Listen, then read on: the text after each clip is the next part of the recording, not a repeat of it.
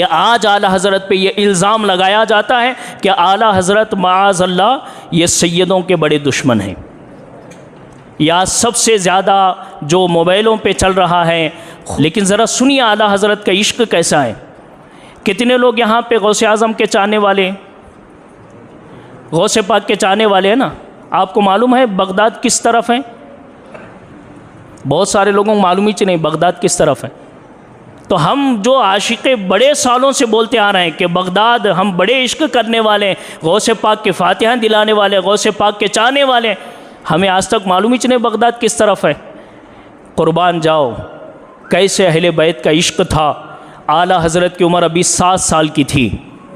7 साल की उम्र में ये पहचाना और मालूम किया कि बगदाद शरीफ किस सिमत आता है।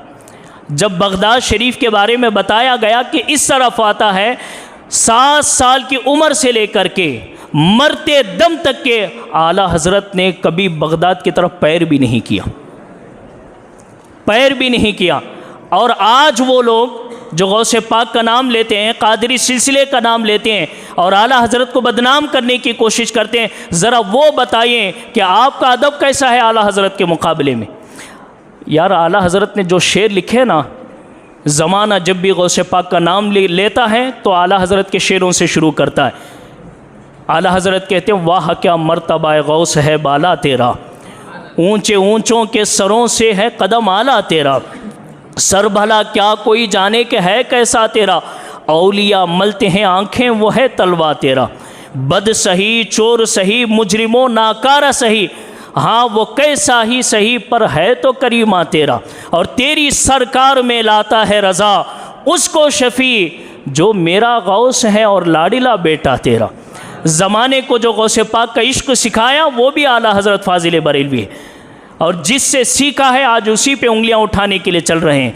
और आपको ये मालूम होना चाहिए आला हज़रत अहले बैत के कितने बड़े आशिक़ हैं, कितने बड़े आशिक़ हैं। आप जिस ख़ानदान से बैत हैं, आप जिस ख़ानदान से मुरीद है ना, वो महरेरा शरीफ है। महरेरा शरीफ नॉर्थ साइड का इलाक़ा है। महरेरा शरीफ कादरी सिलसिला है और कादरी सिलसिले में पाए के बुज़ुर्ग हैं सैयद आले रसूल महरेरवी, सैयद अबुल हुसैन महरेरवी, ऐसे बड़े बड़े सैयदो सादात औलिया इकराम की ज़वात है। जब आला हज़रत और आपके वालिद मौलाना नकी अली ख़ान जब मुरीद होने के लिए 22 साल की उम्र है आला हज़रत की, 20 पर 2 साल की, जब पहुँचे ना तो आला हज़रत जैसे ही आए तो आपके पीर व मुर्शिद हज़रत आले रसूल अहमदी ने देखा, बुलाया, मुरीद बनाए। मुरीद बनाने के बाद हर पीर का अपना अपना तरीक़ा होता है। कोई पीर जो है इम्तिहान लेके खिलाफत देता है, कोई बग़ैर इम्तिहान के देता है, लेकिन कुछ आना भी चाहिए। ऐसा नहीं कि फिर यही बहाना बना लेंगे, देखो जी कुछ भी नहीं आता था फिर भी खिलाफत होगी, पहले मुरीद हो गए खिलाफत मिल गई, नहीं आना भी चाहिए ना। तो जब आले रसूल अहमदी के पास आला हज़रत आए, पहली मरतबा मुरीद हुए, आपने फरमाया कि ज़रा खिलाफतनामा भी लेके आओ। एक सैयदज़ादे, एक आले रसूल खिलाफत देने के लिए पहली मरतबा मुरीद हुए, खिलाफत दे रहे। जब अबुल हुसैन अहमद नूरी ने पूछा कि हुजूर आपका एक ख़ास तरीक़ा है, आप जब भी किसी को मुरीद बनाते हैं सालों अपने पास रख के उसको जो है रियाज़त में मुजाहिदे में लगाते हैं, सालों मेहनतों के बाद आपको उसको खिलाफत देते हैं, लेकिन आज क्या हो गया कि मुरीद हुआ तो फ़ौरन खिलाफत दे रहे हैं। तो आले रसूल अहमदी मियाँ का जवाब ये था, लोग मेरे पास आते हैं, पहले उनके दिलों को पाक करना पड़ता है, इश्क़ नबी का मदीना बनाना पड़ता है, उनके दिलों में नूर मुस्तफ़ा उतारना पड़ता है, खुदा की नूरानियत उतारनी पड़ती है, फिर जाके खिलाफत देता हूँ। लेकिन ये जो बरेली वाले आया है ना, पहले से इश्क़ मुस्तफ़ा लेके आया है, अपना दिल आईना बना के आया है, अपना दिल हुजूर के इश्क़ का मदीना बना के आया है, इसका दिल जो है नूर खुदा से मुनव्वर है, इसीलिए इसे रियाज़त व मुजाहिदे की ज़रूरत नहीं है। आज मुरीद हो रहा है और आज मैं खिलाफत से नवाज़ रहा हूँ, खिलाफत से नवाजा गया। और फिर खिलाफत से नवाजने के बाद पीर व मुर्शिद एक सैयदज़ादे के जुमले सुनिए, और आज भी उनका ख़ानदान बड़े फ़ख्र से ये जुमले बयान करता है।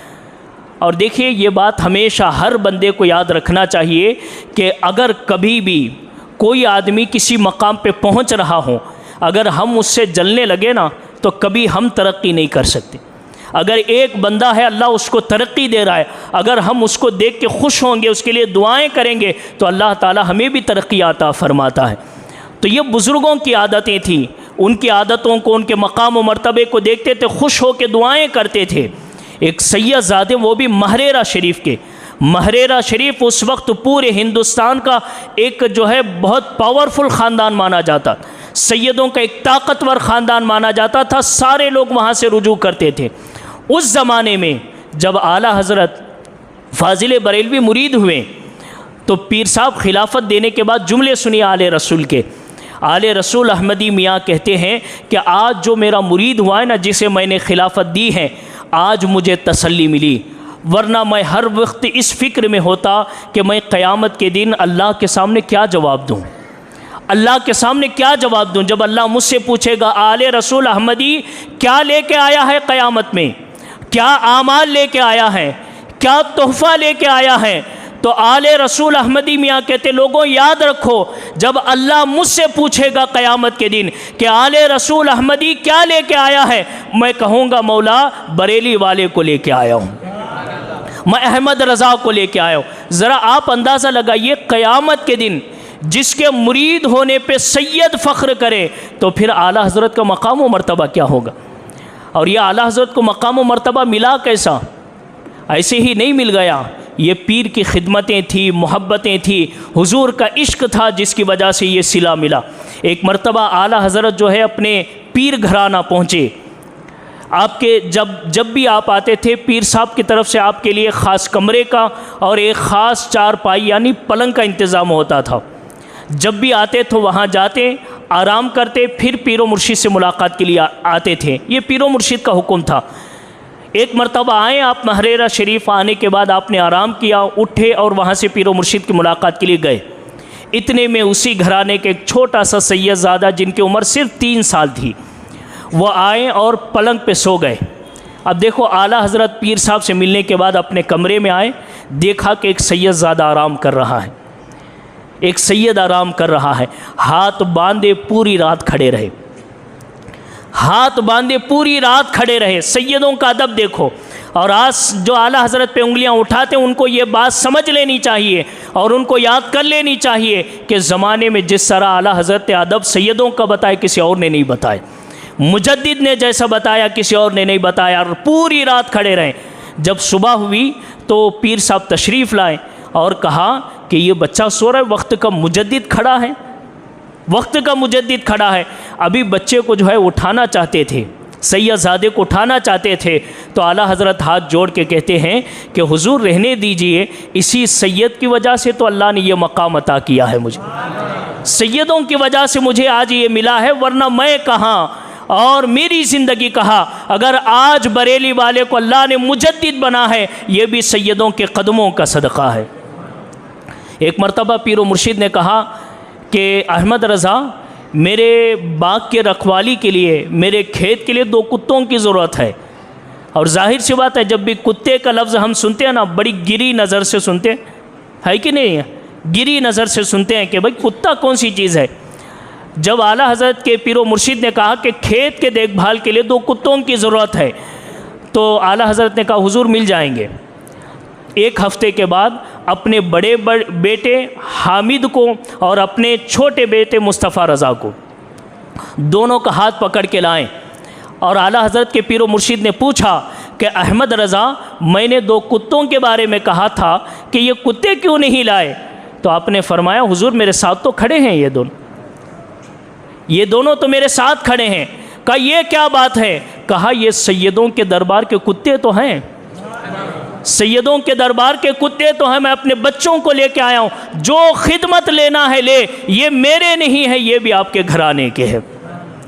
बताओ ज़माने में ऐसा इश्क किसने बताया है, ऐसी मोहब्बत किसने बताई है? और आला हज़रत इमाम अहले सुन्नत ने ऐसा इश्क पेश किया। आप कहते हैं वो सुबह लाल अज़ार फिरते हैं, तेरे दिन ऐ बहार फिरते हैं, तेरी बात क्या पूछे रज़ा, कोई क्या पूछे तेरी बात रज़ा, तुझसे कुत्ते 1000 फिरते हैं, तेरे जैसे हज़ारों फिरते हैं। ये दरबार आकाओं का दरबार है।